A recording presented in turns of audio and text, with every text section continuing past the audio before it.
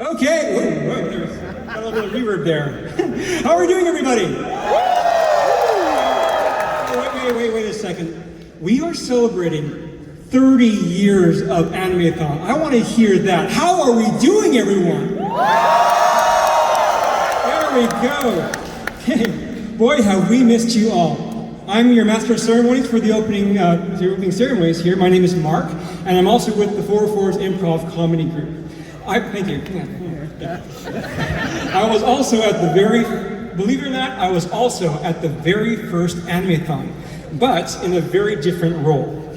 But before we get any further, I do want to establish that here at Animethon we honor and acknowledge that the land on which we gather and celebrate is on Treaty 6 territory, traditional lands of First Nations and Métis people. We offer our gratitude to the First Nations for their care for and teachings about our earth and our relations. Thank you. As we get going though, I do want to take you on a brief journey back in time to 1994. Who here was born after 1994? Hands up. Who was born after? Oh boy. Make a guy feel old, don't you? Okay. But for everybody here who was born after 1994, trust me, all of this actually happened. 1994 was a great year. In the movie theaters, Disney had a bona fide hit on their hands with The Lion King, which was good. Also, there was a live-action Street Fighter movie, which was bad. On TV, the sitcom Friends got a start, as well as the Canadian-made show Reboot, which was the first CG... Yeah, that's right. Reboot, the first CG animated series to make it big, made in Canada. And sci-fi nerds like me were thrilled with the first season of Babylon 5. Yeah, thank you. You're also old, thank you. In the anime world, there were some great series on TV. Yeah, give it up if you remember, I don't know, G Gundam. Macross 7, Singing Giant Robots. Yu Yu Hakusho. Magic Knights Rare. All right, awesome. And 1994, by the way, was the year that someone thought it would be a great idea to make a part live action, part animated, Americanized version of Sailor Moon. Long story short, it was epically terrible. So look up the concept video on YouTube after we're done here. It was so bad, but we're glad it never got made. And in Edmonton, by the way, 1994 was great. At the time, the population in the city was less than half of what it is today. The Edmonton Oilers signed Ryan Smith, the Rolling Stones came to town, and oh yes, Animethon had its first year. It was awesome. Well, let's see. The very first Animethon was a tiny little affair. You can see some pictures here from those early Animethons. It was put on by the Banzai Anime Club of Alberta. Then someone remembers that. Memory lane, everybody. That first Animethon, though, had 2 viewing rooms, a display space, and I was one of a handful of volunteers who had no idea what we were starting. So, in fact, the very first Animethon almost didn't happen.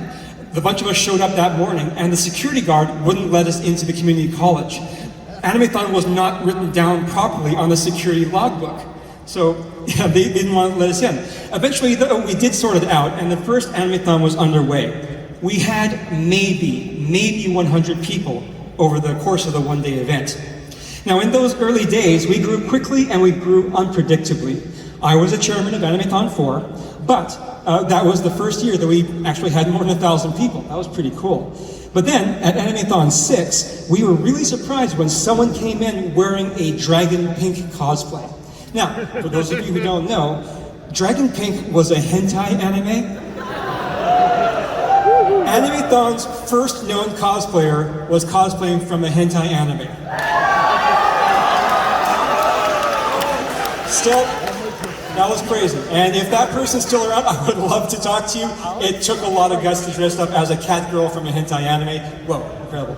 So, still though, even back then we knew cosplay was here to stay. So the next year at Animethon 7, we had our first cosplay event.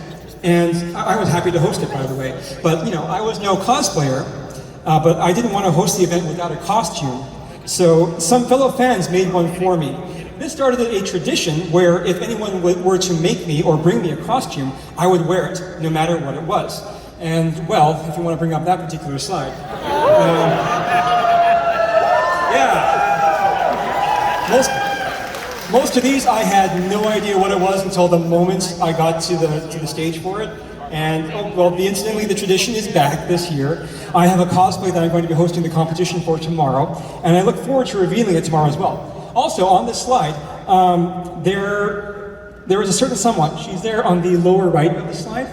I met this certain special someone at the very first cosplay in the year 2000. She was a Sailor Moon fan, I was a Gundam fan, but you know what? That's why Animethon is magical. We can make things work. And you know what? We've been married for 14 years, and our daughter cosplayed as Kale from Genshin Impact this year too. So, happy endings do get their start at Animethon, folks. Just believe it.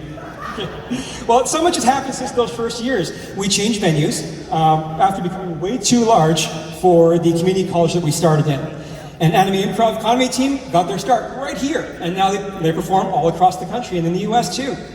Animethon is known for its cosplay, its fan panels, its industry guests, and a world-renowned anime music video competition started by our own chairman, Vlad, over there. So hand it. And it all culminates in what you're going to be experiencing this weekend. We'll start getting into that right now here. So let me finish this part of the opening ceremonies by saying again that Animethon turns 30 this year. It's because of fans like you. Anime fandom is the reason we're here this weekend and why we'll be swimming in an ocean of awesome and not too much body odor for the likes of which Anime Edmonton has never seen. So congratulations to Animethon, congratulations to Edmonton, and congratulations to every person in this room.